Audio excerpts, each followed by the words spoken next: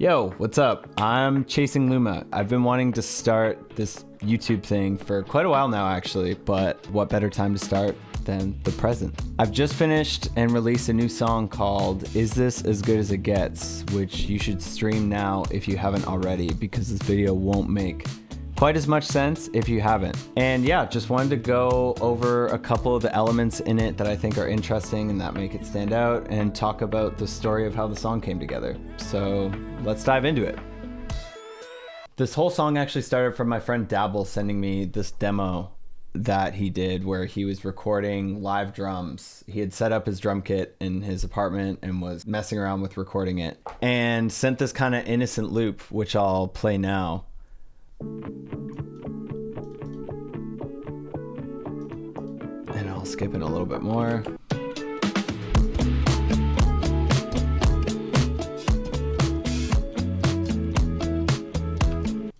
But yeah, that ended up being the basis for the entire song, actually. So shout out Dan, shout out Dabble. You should go check out his music right now. He just put out a sick song called Say It. But yeah, before I even got permission, I took this file that he sent and dropped it into Ableton, and I just started recording over it and writing to it because I just found it super inspiring. I want to dive into the drums because Dan really killed it with the live drum recording, and I've always really wanted live drums to be in my music, but I don't really have access to a drum kit. So this is the main drum break. So this is the drum break before my processing. So you can kind of hear the kick's a little muddy, just a little less gluey overall. But with the processing, really brings life to kind of the hi-hats that are in it as well. Just did some EQ, some transient shaping. I did some parallel compression actually, which I don't usually do, but I really wanted to bring out the room. And then there's the dry. So the parallel chain really is just like bring out the room. And then this is like more so the dry kind of just kick snare. So yeah, all the drums together sound like this. Because I also added in some additional tops.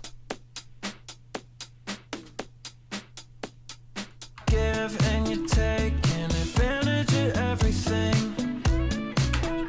Yeah, so that's kind of the drums. And then on top of that, I have this clipper that's just kind of clipping everything all together.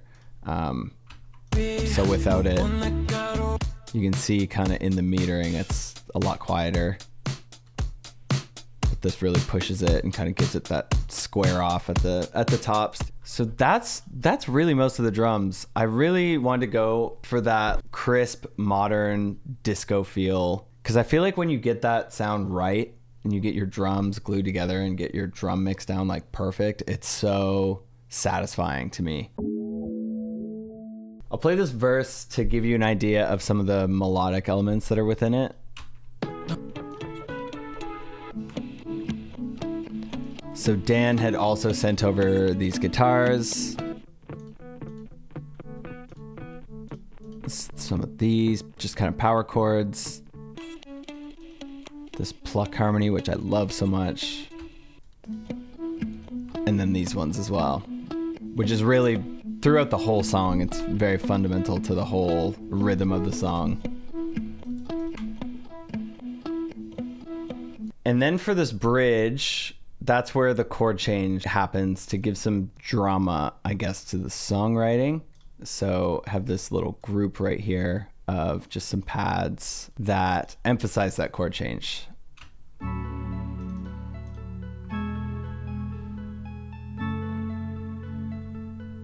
For the songwriting, I initially had this pre-chorus double the length, but I've just been thinking a lot about like pop songwriting lately and wanting to think outside the box a bit, and also just getting to the chorus quicker is great for pop music too. So I had the idea of, for the first pre-chorus, doing it half the length, like doing a 4-bar pre-chorus, and then for the second one doing a longer 8-bar one. I'll leave the lights on, I'll keep the sights on you. I'm shaking on my pants. So that pre-chorus is kind of drop out, the drums filter out. And what's interesting is the second pre-chorus actually more so blends into the second verse. So it just kind of feels like an extension of the second verse. But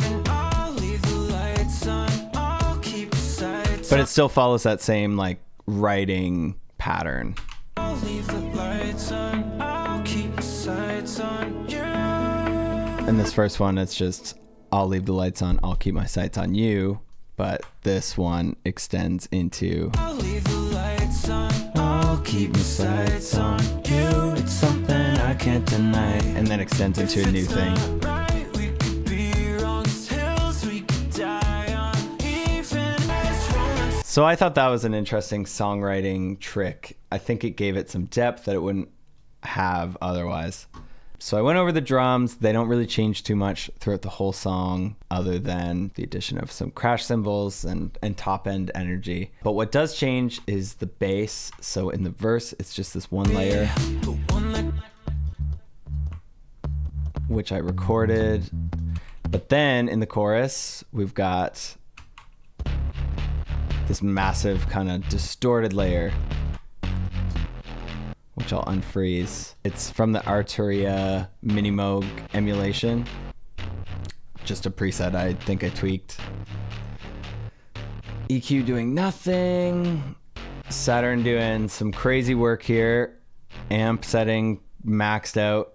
Yeah, it's giving the bass a lot more presence. And then layered with that, I have just a sub bass, sine wave, and then the main bass, which is an octave up. So altogether, it's really, yeah, in your face. And I think my favorite part about this song is the chopped up melodic section in the chorus. Really flangey, kind of inspired by Daft Punk.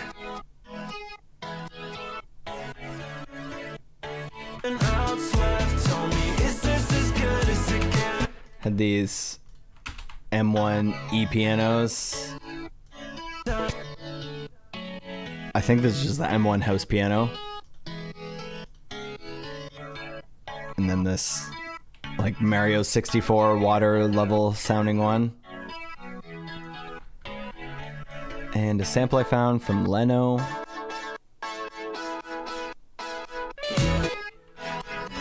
But yeah, those really add so much weight to the guitar stabs. Like if we listen to the whole thing again.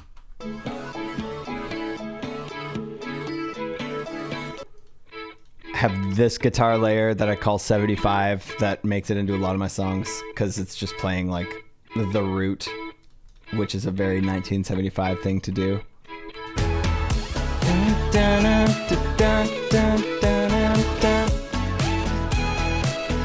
And what else do we have? This melodic detail.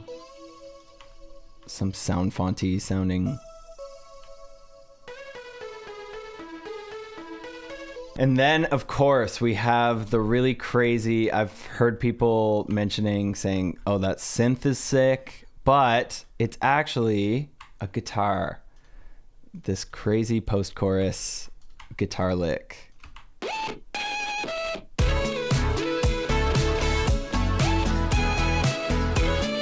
So I'll play it without the effects. It sounds pretty hilarious without them.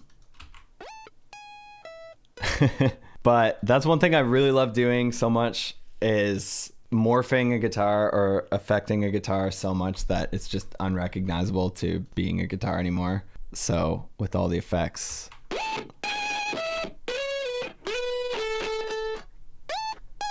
Yeah, just like 3 distortions, some Valhalla room, amplitude, which kind of puts it more in a guitar room, I guess.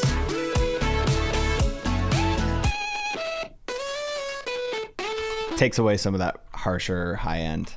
And I'll dive a bit into the vocals, but I was thinking about maybe doing a separate video just about vocals in general and how I approach them. So if you see this and want that, let me know in the comments or elsewhere if that's something you'd be interested in, because I feel like there's just a lack of videos that go over the basics of recording and engineering your own vocal in a really straightforward and easy way. Here is the chorus. Paradise, roll and sink, eyes every time, and I'm staring down the barrel just to feel alive.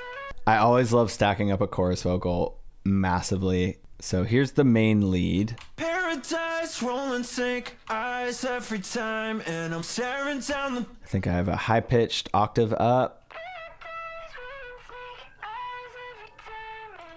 which you also hear in the ad-lib here, which kind of happens throughout the whole song. Feel alive. You can. And then we've got some doubles, Paradise, roll and sink. some distorted doubles, Paradise, roll and sink. some low octave doubles, some pitched up falsetto doubles, and some harmonies. Staring down the barrel just to feel alive. Oh yeah, and I have this high-pitched one mirroring the guitar solo melody as well. But yeah, I won't dive too deep into my vocal chain, but I did want to touch on this vocal chain specifically because I think it gave this song's vocal a really unique texture to it. This whole song, the whole lead vocal, has a secondary layer to it with Little Altar Boy on it, changing the format just down like -3. And I have it wide with a flanger as well, the stereo cranked. But that exists through, and it's pretty loud too. But this is just the dry. And then with it. I've got a chance and some high hopes. Really made a big difference on just the overall vocal texture of this song. This song felt like it wanted a relatively dry vocal for the most part. I didn't want super long decays on reverbs or anything, especially in the verse. Be the one that got away, but maybe But I think those delays add a nice rhythmic kind of throw to it, I guess. be the one that got away, but maybe karma's catching up. In the mix, it really doesn't sound like it's in a big room or anything. It hits more like an effect, I guess. And that's most of the song. We have this bridgy chorus kind of section. Paradise, I really like the addition of the piano here, just this hard single note kind of hits. I think they sound really nice. Oh, and I can't forget too, this distorted moment. nothing else left. Will there ever be more than this? So I just distorted the hell out of 2 guitar stabs. And the bass. More than ever be more than this. I'm shaking on my. And where is that one vocal where I'm just screaming my heart out? Ah, here it is. This is out of my vocal range, but went for it anyways.